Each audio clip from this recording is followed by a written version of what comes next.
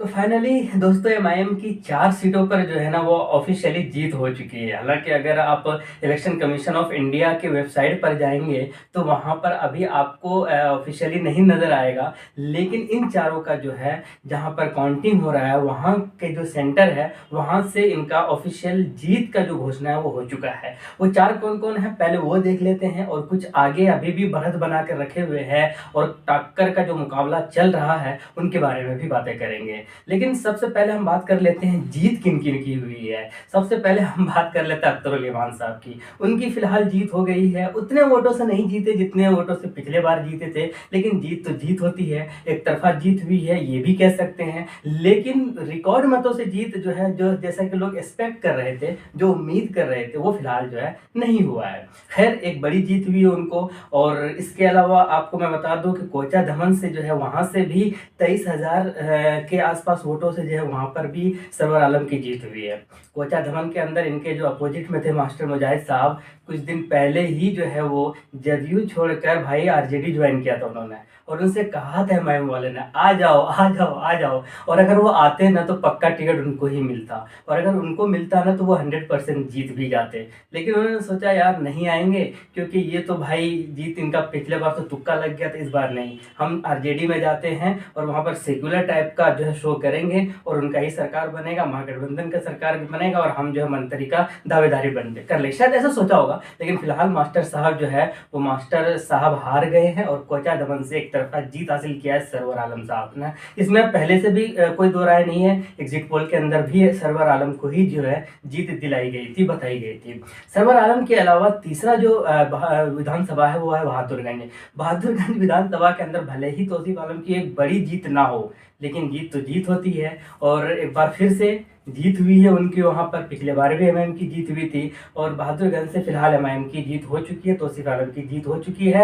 आधिकारिक घोषणा ईसीआई पर नहीं है, लेकिन काउंटिंग सेंटर पर जो है इसका घोषणा हो चुका है। तो बहादुरगंज से भी एमआईएम की जीत हो चुकी है। और इसके अलावा एक और उम्मीदवार जिनका नाम है भाई मुखिया मुर्शिद साहब, लोग उनके ऊपर डाउट कर रहे थे, सही माने में लोग उनके ऊपर डाउट कर रहे थे, उनके ऊपर लोग एलिगेशंस लगा रहे थे। खैर इल्जाम और एलिगेशन अलग है, मैं ये नहीं कह रहा हूँ वो सही है गलत है, लेकिन फिलहाल जो है उनकी जीत हो चुकी है और एमआईएम को एक बार फिर से जो कि हार्ट के अंदर जो है जीत दिलाया इन्होंने। और अगर उम्मीदवारों की अगर बात की जाए तो पहले बार भी जीता था, यानी कि वहां से जो शहनवाज साहब थे आरजेडी से आए, तो उस वक्त भी एमआईएम की पार्टी से चुनाव लड़ा था, उनकी जीत हुई थी पिछले बार। और इस बार जो है इनको टिकट मिला मुर्शिद आलम को, और इन्होंने साबित किया, अख्तर इमाम ने साबित किया कि मेरे ऊपर जो टिकट बांटने के एलिगेशन लगाए ना वो सही नहीं थे सर, क्योंकि जहां जहां पर उनके ऊपर सवाल खड़े किए थे वहां वहां पर एमआईएम जीत रही है। जैसे कोचा दमन के ऊपर भी सवाल खड़ा हुआ था, मुफ्ती अतर साहब को टिकट नहीं दिया था, बोला गया था कि भाई जिनको टिकट दे रहे हो गुलाम हसनैन साहब वो नहीं जीत पाएंगे। फिलहाल तो वो बढ़त बनाकर रखे हुए हैं, कुछ ही राउंड बाकी है, 3-4 राउंड बाकी है। अब देखते हैं कि वो 3-4 राउंड के अंदर, क्योंकि बढ़त कुछ ज्यादा नहीं है, कम मार्जिन का है, 3,000 के आसपास का मार्जिन है जिन्होंने उन्होंने जो बढ़त बनाकर रखा हुआ है 3400 के आसपास। तो उम्मीद यही करेंगे शायद एमआईएम वाले कि जो है ये बढ़त कंटिन्यू रहे, चाहे कम ही वोटों से जीते लेकिन जीत हो ठाकुरगंज के अंदर। और वही हाल जो कि हाट के बारे में बात करते हैं, जो कि हाट के अंदर तो खैर बड़ी जीत है, और 12-15 हजार वोट जो है वो कम नहीं होते हैं दोस्त। तो इतने सारे वोटों से जीत हुई है मुखिया मुर्शिद की, तो ये कम नहीं है, एक जबरदस्त जीत मानी जा रही है। तो कुल मिलाकर एमआईएम की फिलहाल बिहार के अंदर 4 सीट पर तो ऑफिशियली जीत हो चुकी है, यानी कि 2 सीट पर अभी और आगे है। बैसी के अंदर एमआईएम लीड कर रही है, मैं आपको बता दूं शुरू से लीड कर रही है, और शायद जब तक आपके पास ये वीडियो पहुंचे तब तक शायद बैसी से जीत भी जाए, और जब जीत जाएंगे तो हम आप तक एक बार फिर से जरूर हाजिर होंगे और आपको जरूर बताएंगे। तो बैसी से बढ़त बनाकर रखा हुआ है, ठाकुरगंज से बढ़त बनाकर रखा हुआ है, बाकी 4 सीट पर जीत है।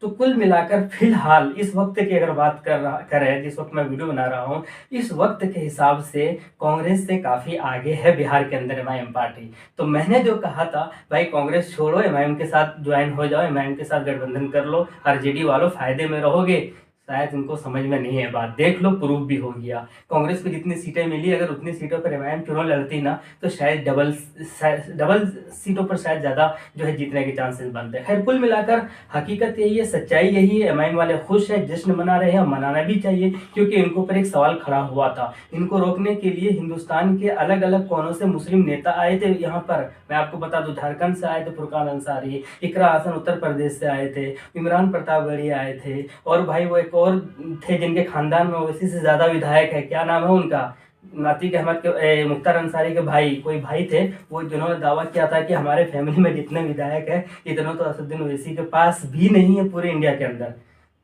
वो भी आए थे रोकने के लिए। और आदम खान ने भी कहा था वीडियो के माध्यम से कि यार मतलब वोट मत दो, वोटों का बिखराव होगा। इन सब के खैर मुंह पे जोरदार तमाचा है, वोटों का बिखराव कहीं नहीं हुआ, बल्कि इन कांग्रेस की वजह से या दूसरे पार्टी की वजह से एमआईएम का नुकसान हुआ है, अब लोग ये कह रहे हैं। तो कुल मिलाकर 4 सीट पर जीत हुई है। बहादुरगंज उनमें से एक है, अमोर उनमें से एक है, जोकीहाट उनमें से एक है, और आपका जो है कोचा धमन उनमें से एक है। ठाकुरगंज पे बढ़त बनाया हुआ है, बैसी पे बढ़त बनाया हुआ है। लेकिन मैं आपको एक और बात बता देता हूँ। जिस वक्त एमआईएम सारे सीटों पर पीछे चल रही थी ना, तो उस वक्त सबसे आगे जो लीड कर रहे थे वो थे हमारे आदिल हसन साहब, यूथ प्रेसिडेंट है बिहार के।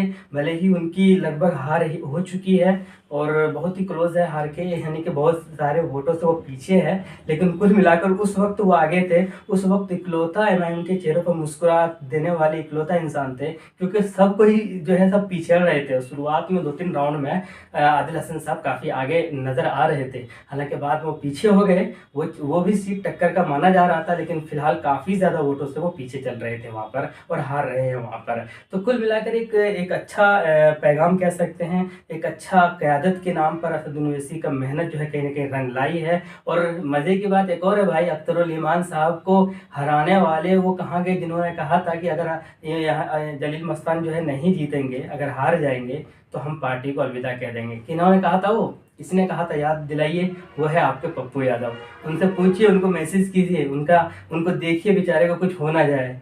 मतलब पॉलिटिक्स छोड़ने वाली बात है यार, ये जबान का बात है ना भाई। अब उनको मैसेज याद दिलाइए, उनके चाहने वालों को भी, और याद दिलाइए जलील मस्तान साहब को भी।